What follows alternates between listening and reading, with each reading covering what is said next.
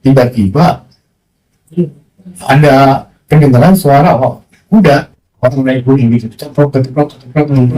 Tapi saya dari dalam tenda waktu itu.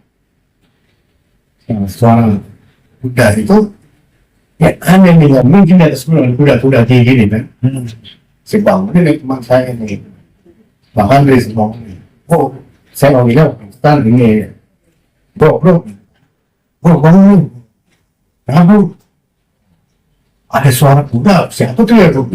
Ah gila lu, mana ada orang yang nampak apa di gunung malam-malam gini naik kuda katanya. Lu tidur lu buruan, besok kita lanjut nih. Kok bilang, ini udah ngerti, cuman karena apa? Karena nggak dianggapin, dia tidur lagi. Aduh, udah diem aja sendiri. Kayak pas gitu ngobrol, udah ngeringkik, gitu kan.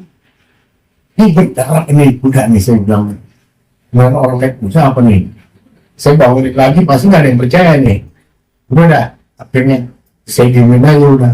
Saya mau nyalain rokok, tiba-tiba di depan tenda saya kan namanya